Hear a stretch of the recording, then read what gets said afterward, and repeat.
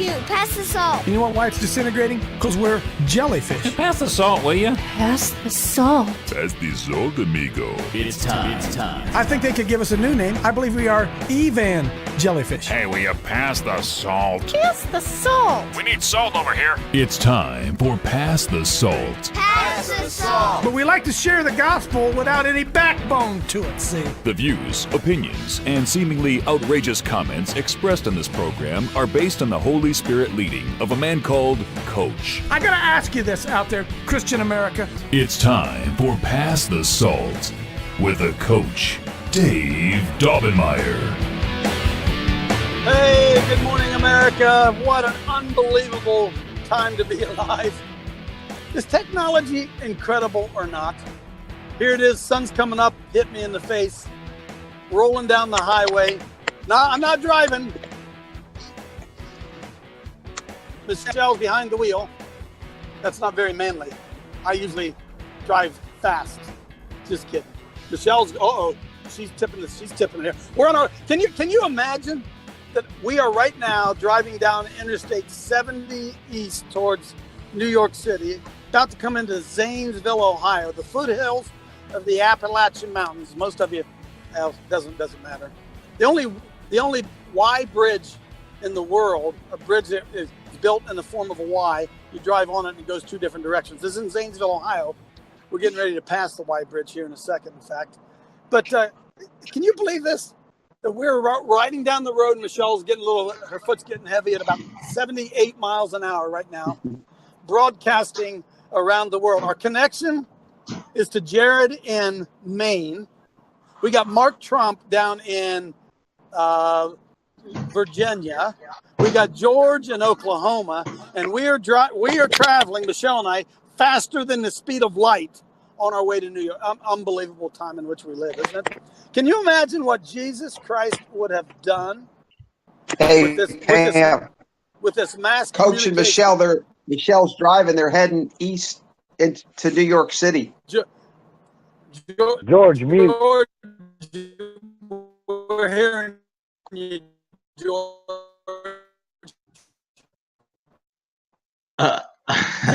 Jesus Christ would have done with this mask. Well, he is, though, isn't he? Really, this work yesterday, New Zealand.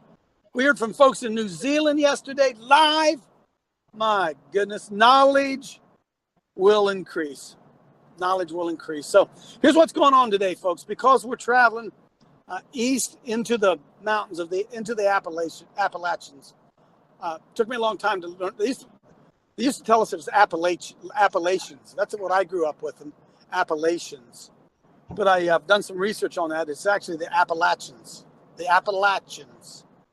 And I'm a Melungeon. Remember me talking about that one day? Michelle and I are Melungeons in the Appalachians. Well, we're driving into the foothills of them now, so I was worried about being able to hold a signal the whole time. Otherwise, I would have done the show. We're heading into New York City. I don't want to have to fight the traffic and everything, so we changed our plans and made a really early getaway here this morning, although I guess 7 o'clock's not really all that early. Got some exciting stuff for you. We'll be going live from New York tomorrow morning. Wait till Monday. Folks, you ain't going to believe this. It's either going to be Monday or Tuesday. Our Lexi Hall, our intrepid little 17-year-old abortion warrior, had a meeting yesterday with her mega church pastor. 4 campuses. Church has 4 campuses. And little 17-year-old Lexi got the chance to have an hour-long meeting with him. And somebody's got marks all over him, and it ain't Leslie, if you know what I'm talking about. So we're going to have Lexi. We're going to have Lexi, Michelle looking at me, have Lexi on with us either Monday or Tuesday. I got to set that thing up. But in the meantime today, as I'm traveling into the mountains, I may fade in and out here. Mark Trump has joined us. I asked him yesterday if he would put together some information. You know, I love the stuff. Hang on a minute. I was saying to the guys before we went live, this tinfoil hat stuff, hey, folks, that's the real stuff. Remember when they told us that the single bullet theory. Remember how they told us that Lee Harvey Oswald acted alone? And anybody who questioned that was a conspiracy theorist, right? They still won't tell us the truth on that. We know Lee Harvey Oswald didn't act alone, right? Right? Hey, remember when they told us that Waco was caused by, what was that guy's name? Adam Koresh? He did it. And those people in there, they were looking to kill people. They were holding guns, and then they were attacked and killed by Janet Reno and the ATF. And those of us who questioned that we were conspiracy theorists, right? Remember that, don't you? I know you do. Yeah. Remember 911? Remember when those towers came crashing down? And all of us looked up with our own eyes and said, man, something right here. And 911 Engineers for Truth did a lot of research on it and proved that the third building, not the two towers, but building number 5 or 6, whatever it was never hit by a plane, and it collapsed in its footprint. And anybody who questioned the official story, well, you guys are conspiracy theorists. We sat and we watched them come in, and what was a crime scene? We watched them the next day start carting all that steel out of there, all that, everything. They carted everything out of that crime scene as quickly as they could, so nobody would ever be able to go and investigate. But hey, we're just conspiracy theorists. You guys remember this? Oh yeah, those crazy guys. Remember when they said that Barack Obama wasn't an American citizen? And anybody who questioned that, remember we said Barack Obama was a Muslim. They said, oh, anybody that questions that, you're conspiracy. You remember that? Yeah, I'm beginning to think that when you apply the Holy Spirit and common sense, you get led into all truth. So I think I'm going to stop using the term tinfoil hat and stop calling it conspiracy theories, because the conspiracy is on the other side. I mean, hey, can I give you any better evidence than this? Look at everything that's going on with Hillary Clinton and the Russian probe. They're absolutely digging into everything they can find on Trump and won't even look at the obvious. Is that a conspiracy theory? Would that be a conspiracy theory to say that they were ignoring it? I don't think so. So Mark Trump is going to bring us some truth today. And unfortunately, just like back when George Jetson, remember when George Jetson used to fly around his little spaceship, and while he was flying around, he would talk to his wife at home on the screen inside his little jet. Remember that? What was that, sweetheart? That was a long time ago. 40, and here I am. Jared, we'll to find that thing. Meet the Jetsons. Remember that, George Jetson? Well, that's where we are. And 50 years ago, it was a conspiracy theory, and you're crazy if you thought that kind of stuff was going on.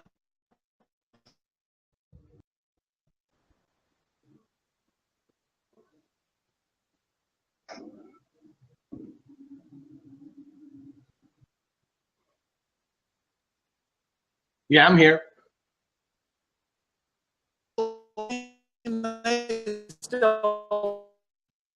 We're losing Coach. Coach, you with us? Yeah, probably so.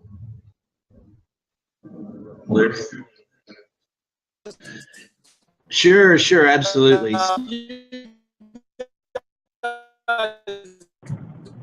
Not mute, Coach. You guys are crazy. You guys are crazy. I'm going to hand it off to Mark Trump. Go, Mark. Go. Hey, thanks a lot, Coach. Coach asked me to speak, and one thing I'd been working on in the previous week was just understanding Nimrod. He's always been interesting to me. He's always been a character in the Bible that started off as a great hunter, him and Cush. He came from the line of Noah, so it was just all interesting. So where this all begins is the fact that we're seeing idols. We're seeing, and another thing is that goddess at the entrance of CERN, the goddess Shiva. So, things like that. Who's Shiva? Why did they pick Shiva of all the gods and so forth? And then you hear about Nimrod, and Nimrod possibly coming back, Nimrod possibly being Apollo. So I did a dive in this, and I'd like to share what I found, and it's all going back to us not understanding the ways of the enemy, in my opinion, not understanding that the enemy's right in front of us, all around us. in many different areas. And as Coach tells us a lot of times, for struggles not against flesh and blood, but against the rulers, powers of the dark world, spiritual forces, and powers that we can't see. They're in the heavenly realms. So with that said, Jared, can you open up 9:1, Revelations 9:1?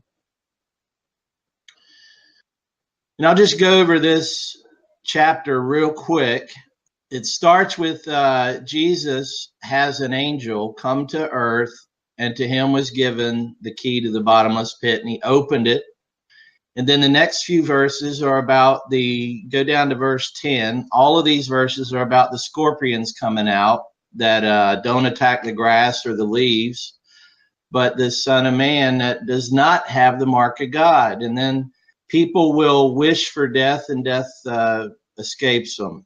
And then verse 11, and they had a king over them, which is the angel of the bottomless pit.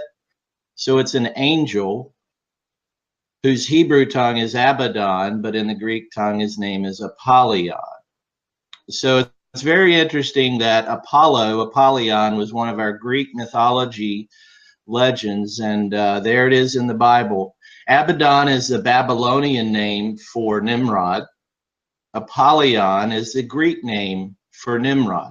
So at the time of Nimrod, he ruled the world. Cush actually subdued the earth, and Nimrod came into power when Cush left the scene. But basically, all of the nations were under Nimrod. So they all called him different names. And that, to me, is an indication that he's present in many forms all around the world. So go ahead back to the Word document, Jared. And you can start scrolling. So that's the verse 11 there. They had a king, which his name was Apollyon in Greek. So keep going. So this is kind of a summary of what we're going to talk about. Nimrod, his evil wife Semiramis, and her offspring Tammuz. Nimrod was also known as the sun god, or Baal. Okay, so this is where it ties in. Nimrod was actually worshipped as Baal. Nimrod declared himself the sun god, and the people worshipped him as Baal, the sun god. His wife Semiramis became the sun goddess, and then they had Tammuz, their son. So it's a really interesting story. And even in the Viking lore, Frigga was actually Semiramis, and she was the Norse god queen married to Odin. And that's been in our movies of date.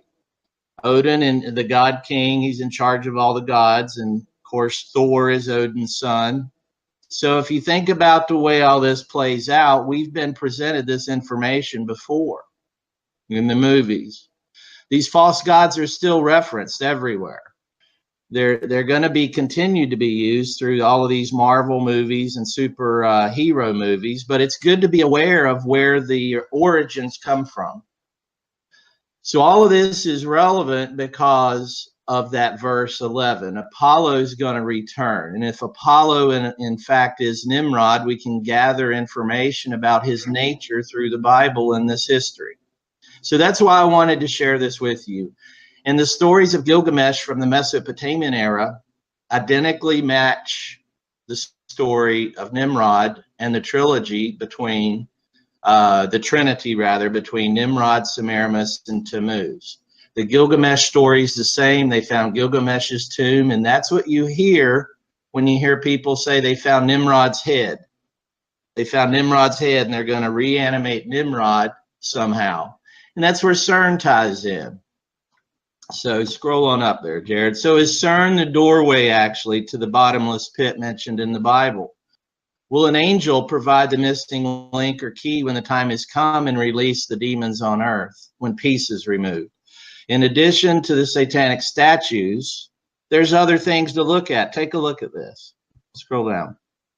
So God says Apollyon will emerge from a bottomless pit. Historians think that the bottomless pit is actually in Geneva, Switzerland, under the CERN Large Hadron Collider. And I believe someday Jesus will dispatch an angel to open the bottomless pit wherever it's at. And there it is in 9:1 that we covered. So there's one indication that there's something going on with this pit and whatever's going to come out of it. And coincidentally, in France, there's a place called Saint Genus Poily that comes from Apollyacum and is believed that it was a temple to Apollo. So CERN chose a building that was a previous temple of Apollo to put their headquarters on the French side of the border. Now check out the logo for CERN. Okay, I didn't make that up, CERN did. This is the same place that has the god Shiva in front of their entrance that Jared pulled up. So with that said, this just kept getting more and more interesting as I dug into it.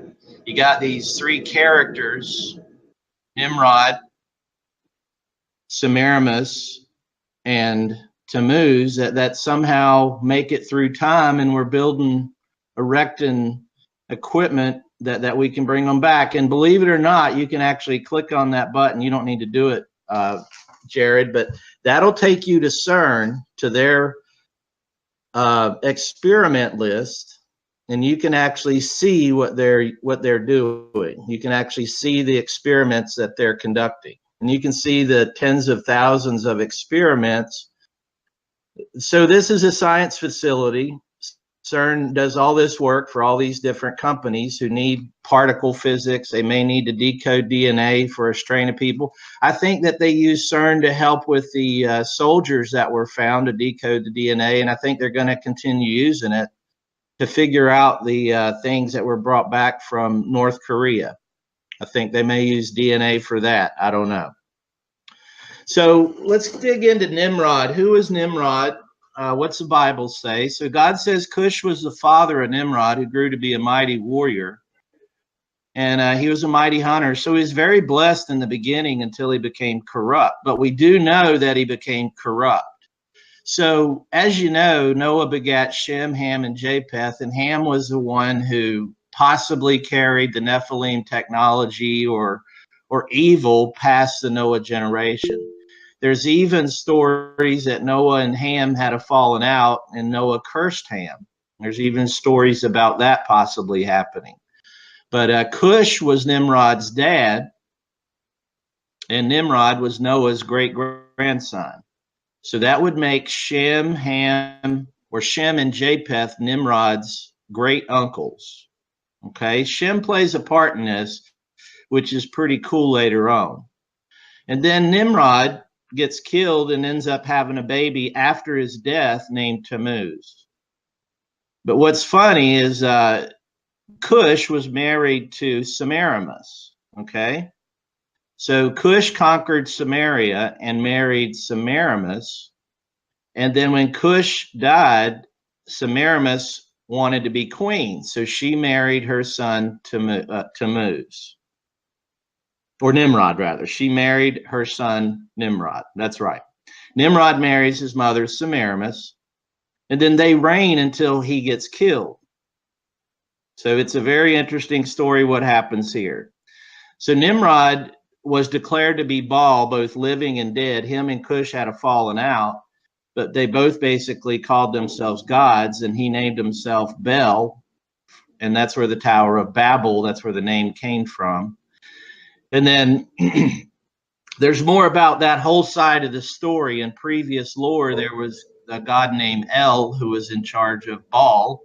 Baal was Nimrod, supposedly. So here you got an indication that some of the gods of earth or gods of heaven actually promoted, transformed, changed, elevated, however you want to work it, Nimrod to become a god. Now, of course, those are false gods, little g gods, but these are just the history. And I got all the links to this at the bottom so y'all can research it, discern for yourself, do some other study.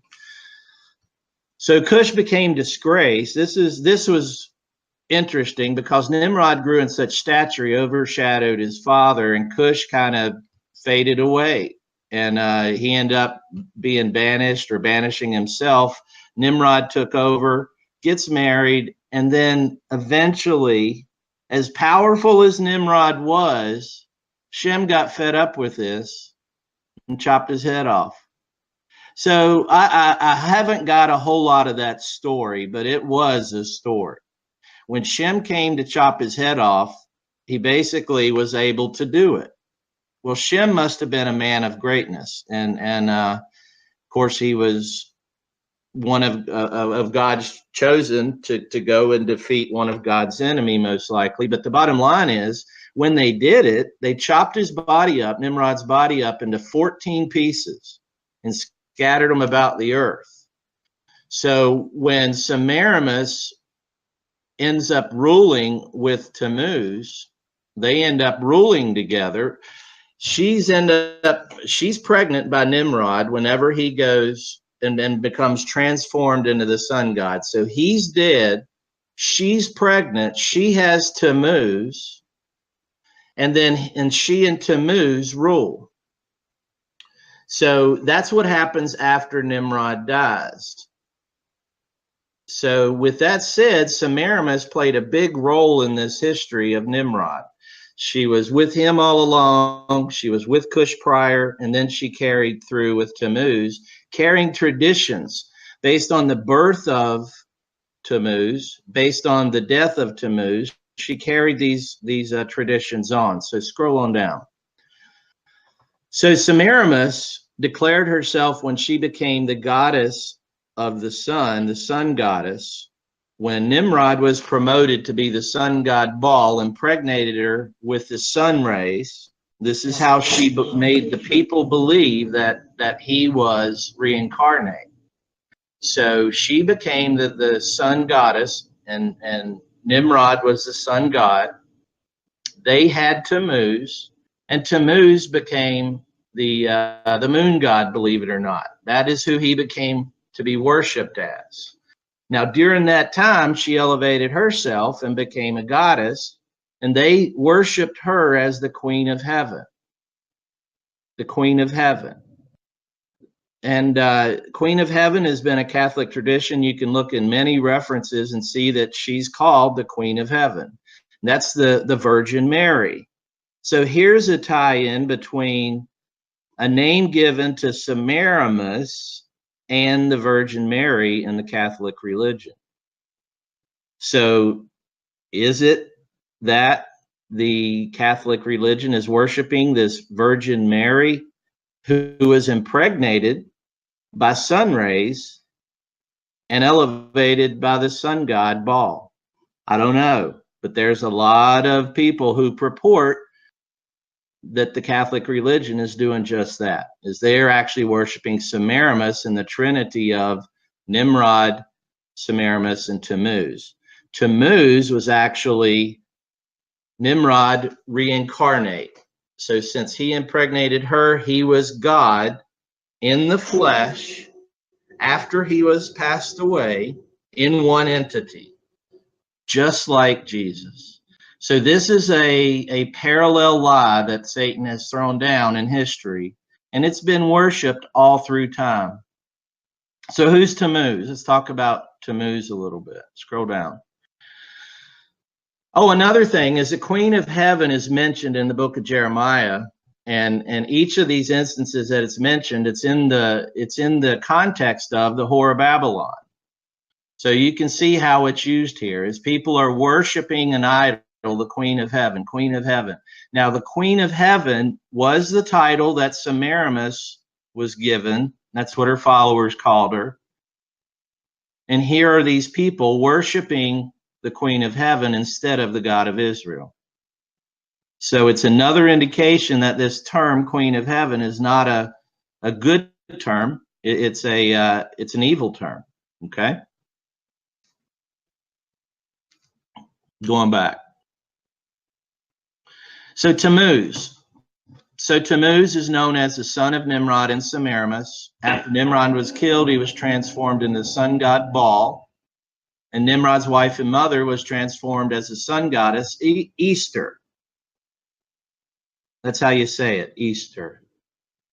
Semiramis claimed to have divine conception. Back whenever he was killed, okay? When Nimrod was killed, his 14 body parts are spread out. So Semiramis sends out people to gather them back together. And this is where they were put in the tomb and all that, but they only found 13 of the pieces. Now, this is interesting. The 14th piece, which was Nimrod's organ, was not found. So his phallic symbol was not found. So she had one created out of gold to memorialize his member, his organ. And to this day, if you see any of the sickles, any of these symbols, you'll typically see a phallic symbol nearby, such as the monuments up in DC, such as some of the places that Dave's been, and he's been taking pictures of these phallic symbols.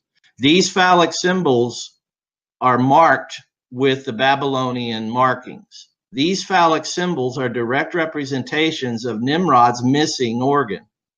And that's why these towers, these phallic symbols, are used in any ceremonial area.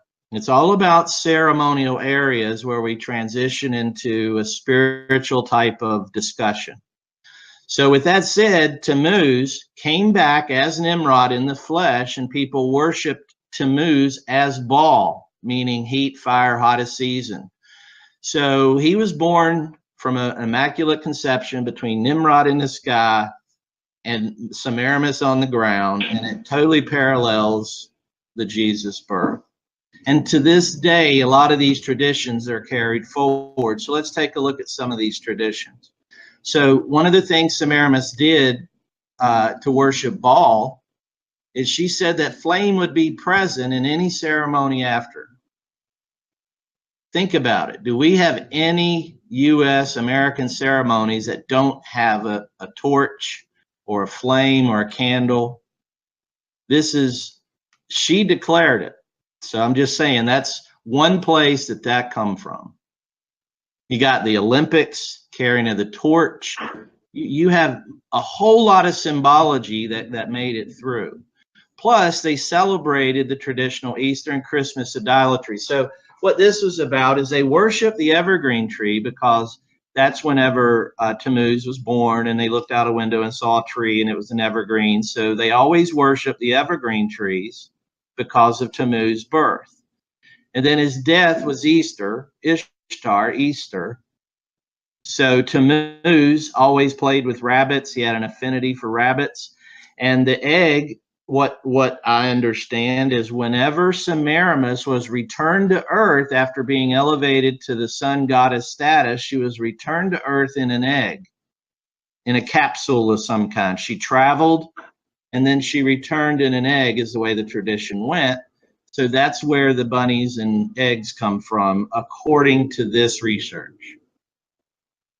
The Jewish month of Tammuz, so Jews named a month after Tammuz, and that a month after heat.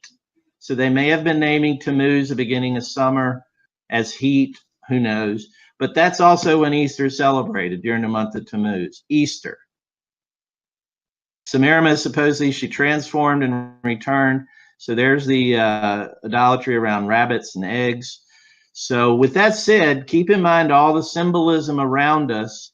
And if y'all remember, I was on the at the mosque talking about the symbols. I was wearing a symbol. I was wearing the Nazarene symbol. No one recognized it, remember? And then I was pointing to the building and pointing up at the sickle and star up on their building. Nobody on the other side knew what it meant. You know, that's the moon god symbol. So with all that said, these symbols mean something. So take a look at this. This triangle has origins in Babel. And I know a lot of us, I bought some of these for my wife, thinking it's the Trinity that we know, and we can represent it as that and bless it and charge it positively. But this is a symbol that came out of the Babel era, talking about Trinity, about Nimrod, Semiramis, and Tammuz. So with that said, check these symbols out. The Hindu religion worships a trinity, Shiva, Brahma, and Vishnu. So Shiva, the symbol for Shiva, which is the crescent and the star, that symbol means destruction. So the Hindu religion worships Shiva, which is the god of destruction, and Shiva actually is Tammuz in this trinity. Brahma is Nimrod, Vishnu is Semiramis. So here we have an entire Hindu religion based on a false trinity of gods. And guess what? The Shiva symbol, which is Shiva, God Shiva, it's also the destroyer. It's also the god of fertility, is also Tammuz, the son of Nimrod, Nimrod reborn, Nimrod in the flesh, worshipped as Baal, was adopted by the Islam faith. So that sickle and star, I'm taking y'all to the origins of it. Whenever I was shouting about that star on top of that mosque in Ohio, this is where it came from, guys. And this is what's happened through time because of our worship of these gods. And the people like the Masons, the Illuminati, even the Catholics possibly are pushing these symbologies and these cultures forward, maybe some without knowing, maybe some with knowing. But of all things to be sitting in front of CERN, scroll up a little bit, is you got the symbol of Shiva. This is in front of the entrance of CERN. Shiva dates all the way back to Nimrod. It's actually Tammuz. You know, that's the symbol of Tammuz, the goddess Shiva. So I'm just piecing stuff together here from resources out on the internet. I find it extremely interesting. And during the time that Nimrod was ruling, he was over all nations. So if you look, Nimrod was known as Baal and Apollyon in Greece. He was known as Osiris in Egypt, Brahma in India, Odin up in the Viking land, Apollo in Rome, Abaddon in Babylon. In Phoenicia, Phoenicia was one of the newest areas, and they actually brought a lot of our language forward. So our Bible has origins in Phoenicia from the earlier works. That means everything prior to the prophets who wrote in modern day Jesus time. Phoenicia has an origin, has a place in the origin. So over on the left, the great grandson of Noah, he's also known as Bel, Merodach, Orion. Look at all these other names that he's known as. So these are the other countries and cultures that called Nimrod something. Scroll down. Melquart, Eshmun, Dumuzi, Dionysus, Bacchus, Mithra, Apollo, Ra, Gilgamesh. And Gilgamesh is reported, if you read the Mesopotamian lore, he's 2/3 God and 1/3 man. So somewhere along the way, if Gilgamesh is Nimrod, he was a man born of Cush, line of Noah, and he became 2/3 God. So what we're saying is a lie. You know, the angels and Satan may have lifted him up. It could be a truth. Semiramis, she was known as Re, Astarte, Beltis, Shing, Mu in China, Queen of Heaven, Ras Subduer, Ceres, Isis, Vishnu, Frigga, Ishtar, Easter. So these are names that are equivalent based on where you lived at the time. And then Tammuz, he was known as Horus. Balder, he was even known as Baal because he came back as Nimrod in the flesh. And it continues. There's more and more and more tying later religions into it. Of course, the god of Shiva is a symbol for Tammuz that is worshipped by the Islam faith. And then there's many, many more writings. Continue on. Yeah. Fun fact, there's a science fiction series based on, it's called Warhammer. And one of the foundational myths that these guys chose as their fiction is called the Horus Heresy. And it's about the god emperor's son, Horus, betraying him. It's kind of an interesting... Yeah, cool. There are so many parallels through the movies we watch to this story. I know whenever I dug into this, I was kind of speechless, right? Because it was like so interesting. But if you look at all the parallels like Jared just did, you know, I've played all kinds of fantasy games. I've read all kinds of fantasy lore. it's so many trinities that are built around this type of family. It's just it's too many coincidences. 2 males and a female. Plus, on top of it all, Tammuz is known for being a cross-dresser, a transsexual. So at times he was worshipped as a female, Sheba, but he was actually a son of Nimrod, a male, Shiva, Tammuz. So it's very interesting that the moon god becomes a fertility god, and that same God is who is worshipped by the Islam faith, possibly known as Allah. Tammuz is Allah, which could go all the way back to Nimrod, which means the Islam faith may be worshiping Nimrod, reborn in Tammuz, calling him Allah. And you can read these, this Epic of Ashtarsis. This is one of the oldest writings of Mesopotamian lore. And there's a lot of parallel things, such as the Great Flood, that was written by different people than what we normally read in the Bible, and they align perfectly. So this epic, translated by archaeologists, scroll down. It was written on stones, okay? It talks about Allah. So they didn't cover up the name Allah back then, and all the gods are laboring in slavery for the head deity, Enlil. And then one rebellious deity named Allah revolts against Enlil, where Enlil crushes the rebellion and defeats Allah, who is also called Tammuz in Sumerian mythology. So again, guys, this is in our modern day now. So we've brought it forward, and you got to ask the question, how can multiple religions be worshiping the same set of historical people? You have Nimrod, you have Semiramis, possibly worshipped by the Catholics, and you have Tammuz, possibly worshipped by the Islam faith. For that to be possible, that has to be a serious amount of influence over people that these particular gods had, or these particular people had. So I believe it was supernatural. It was supernatural power that they had to carry their faith this long. So they even had an indication of Tammuz in the Bible, and in the way they worship Tammuz. So it says that Ezekiel, then he brought me to the entrance. This is Jesus, the gate, and I saw women sitting there mourning the god Tammuz. And he said to me, "Do you see this, son of man? You will see things even more detestable than this." So what this is about is a lady sitting there being used for spiritual rituals. So part of their rituals is the priestesses and so forth would have sex rituals during this time called mourning the god Tammuz.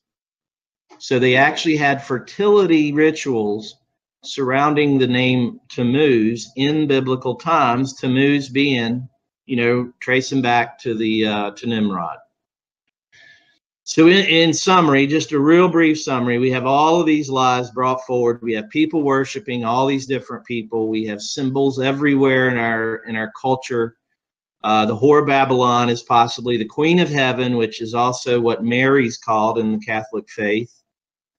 Whenever Semiramis became Easter, Venus, Aphrodite, these Greek goddesses that we learned about. Why did we learn about these specific gods and goddesses in high school? Why? Apollo's coming back, guys. So this is basically a big chunk of what I had. And I got a couple links I was going to pull up just to show you a little more. I think I sent him the links. Open that first one. No, not that one. I sent you two in an email. It could be the rebellion. Do that one against the rebellion. The third one down, Jared. Yeah, that one. So this one's got some interesting stuff. Each of these links will, okay? So rebellion we all have rebellion. The Bible speaks about rebellion, and that's really what this whole story is about. It's about rebellion and about submissiveness. So if you scroll on down, you'll see some neat pictures. So we ain't gonna read too much of this. Just scroll on down. There's a there was a verse right there. For rebellion is the sin of witchcraft. So I've already got a plaque of this down in my office. So I'm going to be seeing rebellion a lot. So scroll on up. It talks about what rebellion is. Y'all can be looking at that another time. Going up. Okay, here's a picture of the Archangel Michael fighting in heaven, right? Rebellion. And then there's a picture later on. Here's a story about the history of Cush. All right, here's a picture of Nimrod. So you can just take a look. Some of this came out of Jasher, not a lot. There's not a lot in Jasher, but there is some of it in there. And that'll give you a picture of what the statues look like. And if you keep going, this is eerie. So you got rays of the sun on top of the head and a crown. Does that look familiar? Yeah, it looks kind of like a gift that France sent us, right? So there you go. You got the sun goddess that we have up in New York. That's Easter, Ishtar. Crazy, huh? So, yeah, go back to that one. Other one. Yeah, keep going. There's another picture in here that's good. This talks a bit about Ham, and there's maybe a depiction of the Tower of Babel. None of us really know what it looks like. It's just a pile of dirt now. Keep scrolling. There's one picture I want to show you of Tammuz and Semiramis that's in this. Yeah. The Queen of Heaven. Yeah. So all of these depict, a lot of these depict Semiramis holding Tammuz. And that was the picture I was trying to find. I was going to try to copy it and paste it, but I'd already sent Jared the note. Okay, let's go to another one, Jared. Let's go to another link.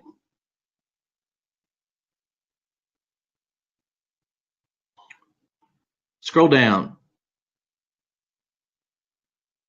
Yeah, there should be more on. There you go.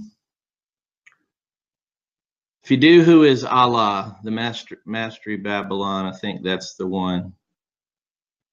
Yeah, but there's a lot of symbology here that we see in our everyday life. So I'd encourage you to kind of look around at some of the symbols. You know, Coach was talking about gargoyles on some of the buildings that he was seeing. Those are different gods. Notice you don't see any gargoyles in this. So these gods brought down with them a certain group of symbology that helps to keep the data pretty accurate, because you don't see all these other things mixed all through this story. And I think that we'll get a lot out of understanding and how to be ready for the return. So we got about 15 minutes left. I'd like to open it up, and you know, I don't have deep knowledge, but I've done a lot of study on this, so I'll be happy to answer questions. And where this goes is how. All right, stop right there, Jared. What this is anytime you see a stone like this, which they still have, you know, overseas, they still worship this way. This is a symbol of Semiramis. This is her vagina. And there's a stone that you would go and you would put in the vagina of the moon goddess worship here, the pre-Islamic. And actually, it's not Semiramis, it's Tammuz, which is the moon god, right? So you're really worshiping the dual nature of the Shiva symbol, which is the Shakti, which is the star, and the crescent. The crescent is accepting the star. The star is what impregnates the crescent. So what this is a symbol of the crescent, which is accepting the rock, which is the Shakti, which is the star in the Islam faith. So this rock worship and this vagina hole and all that, this is a big part of a lot of cultures. And you see the guy putting the rock in there, the stone. See how big the opening is? I mean, these are what the other cultures worship in reverence to Tammuz and Semiramis. So it's just, and they got different names for them. There they are. There, that's the one I wanted to show. It is the one with Isis with Horus, which is Semiramis with Tammuz. It's a very similar picture, very similar thing, and it's two religions. So what amazes me is how did these three particular entities make it all the way through time? And then how will they be reborn? And that was the next phase of this conversation. And that goes into genomics and DNA replication. And I have videos where they're bringing, I'll just tell you one of the videos, or one of the things that I've seen is happening is they're actually they got Neanderthal DNA out of amber, and they've got a man's DNA. They're taking the DNA from a Neanderthal leftover piece of carbon or whatever, and they're making a brain out of it. So they've got brain tissue in a petri dish from a man, and they've got Neanderthal DNA they're putting in it, and they're growing brain cells from a Neanderthal person. They're growing a man's brain cells right beside it in another petri dish, a current day man. These two brains have different DNA strands. They're completely different because one is Neanderthal man. And they're going to grow these brains to a point where they connect electrodes to them and put them in robots, self-learning robots, so they can watch the robots to determine how a Neanderthal man's brain works compared to a current day man's. Now, there's other technologies that are allowing you to just create and clone and things like that. So that's what is the concern here, is the DNA from Nimrod is supposed to be brought back through time, and he's supposed to be reanimated. The Bible talks about him coming out of the pit when the key is sent down. But that's what's coming for the world, and I wanted to share that. It was on my mind, and the gene therapy and all of that is a whole nother batch of information, but I did want to share that. So what do you think, guys? Well, I've got a question for you. What is the takeaway? Let me ask this specifically. What's the takeaway on the phallus symbol? I mean, we've got tall, skinny things everywhere, like you say. If you build an apartment building in a big city, you build it up instead of out because ground is so valuable. Is every tall, skinny thing we see, have we got to avoid them? And say, I don't think so. The phallic symbol, let me walk close to it. Is that the takeaway? No, I don't think so. I think they're in ceremonial areas, and I think there has to be a crescent nearby. So like the mall in Washington, you got the building accepting, that's down at the end of the mall, you got that building accepting the phallic symbol. So there's usually a separation between the phallic symbol and the crescent, but usually both will have to be present in some way. Okay. And what about the flame thing? And in marriage ceremonies, a lot of time they'll take one candle and light two or stuff, and that's right. If the worshiping a god of flame or something is the last thing from these people's minds and heart, is just right. Ceremony bad?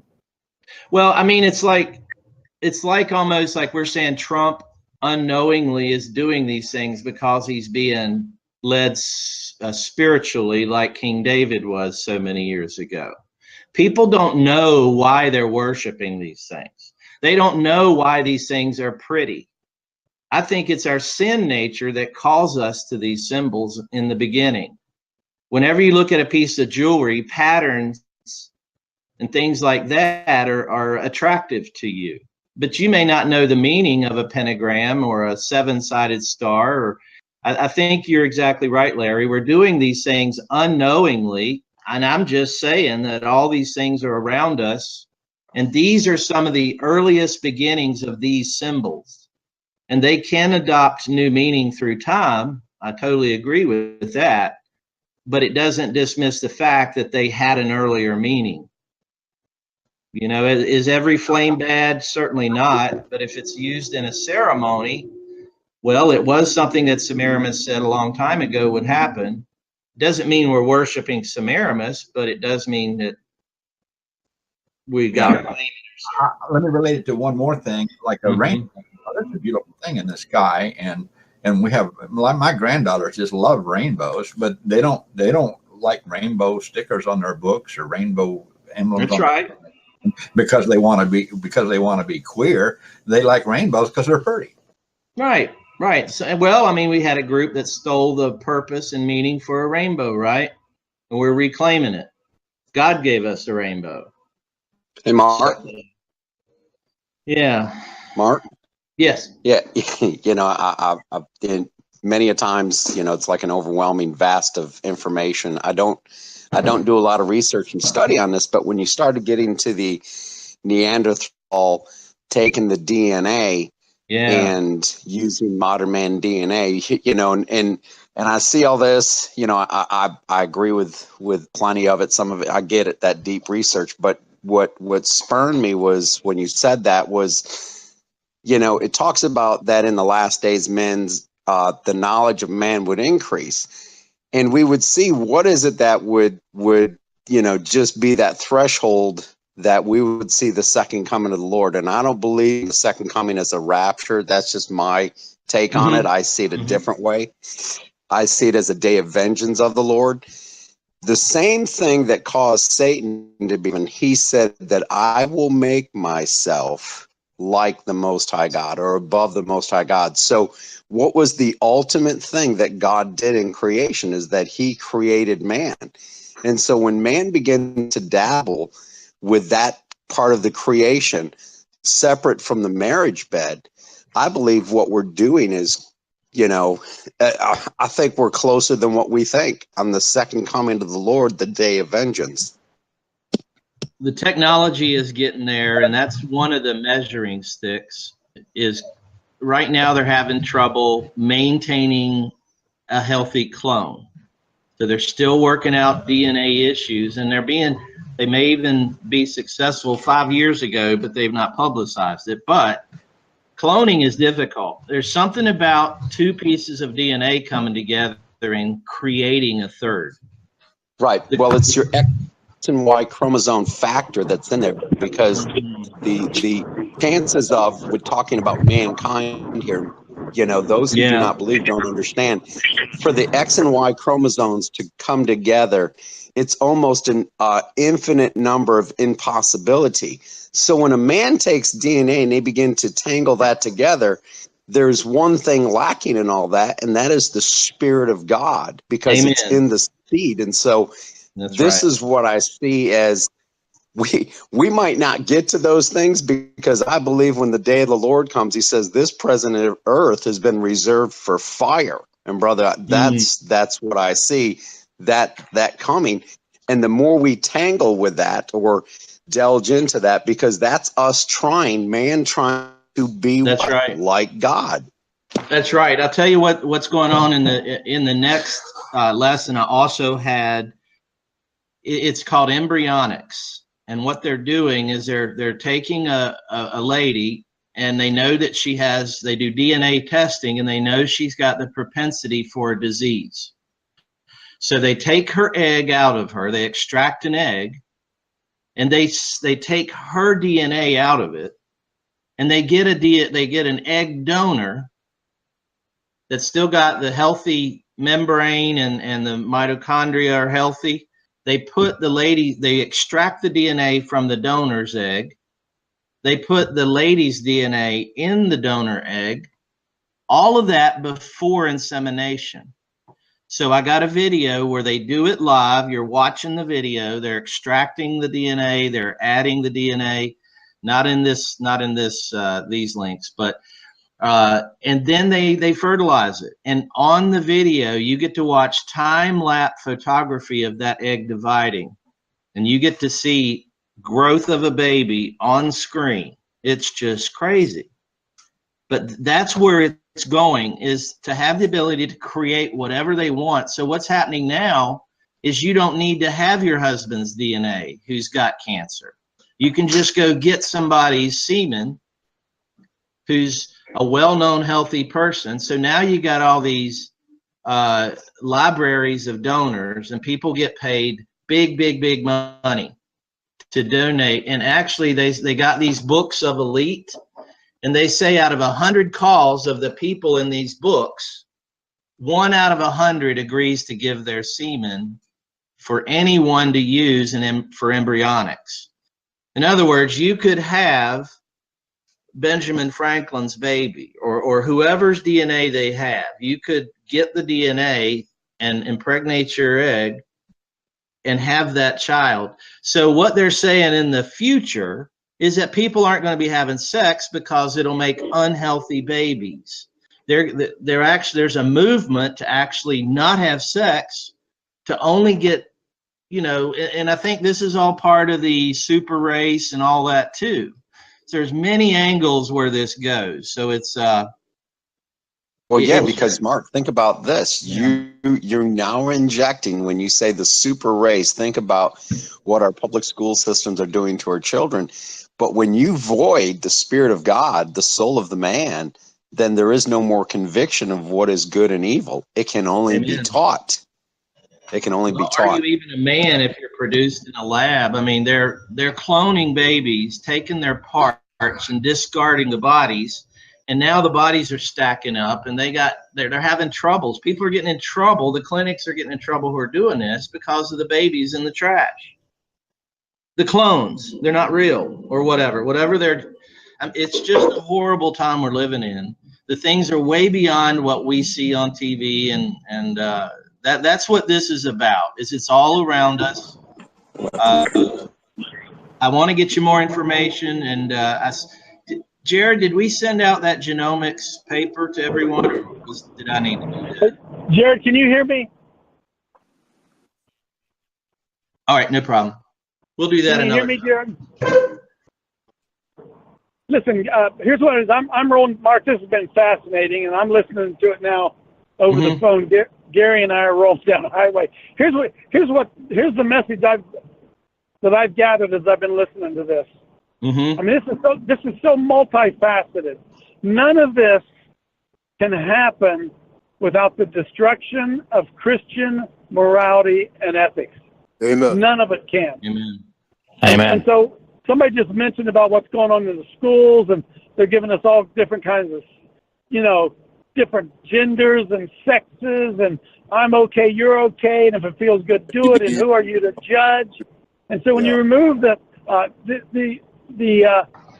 serpent has always said that he wanted to be like God, right? Wasn't that the goal? I'll be like God. And he said to Eve and Adam, you will be like God. Your eyes will be open and you'll be like God. And so with the destruction of the Christian morality and the Christian ethic, they are now able to justify why they want to do what they want to do. Look, this is going to be better for everybody, right? It's going to be all good DNA. We're going to get rid of all the badness, all the sicknesses, all the diseases. It's all going to, and brothers and sisters, it's nothing more than the destruction of ethics and morality, the evil one again coming in as an angel of light. Amen. Well, I appreciate the opportunity, Coach, and if people got questions, they're welcome to follow up.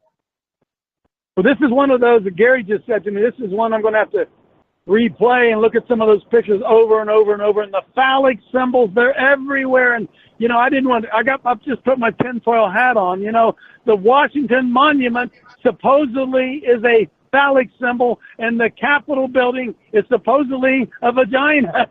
If you study that stuff out, and I was thinking about when you were talking about when she spread her legs and the rock being going into the vagina. That's the Circle Mounds in Newark. That's exactly what's going on. Oh, Amen. My goodness. All right, there's one more thing about the Capitol buildings, and all the Capitol buildings are shaped like the ever-pregnant belly of one of the gods. So, I mean, that's also... God. Yeah, that's why that's right. That's why they're shaped that way. So...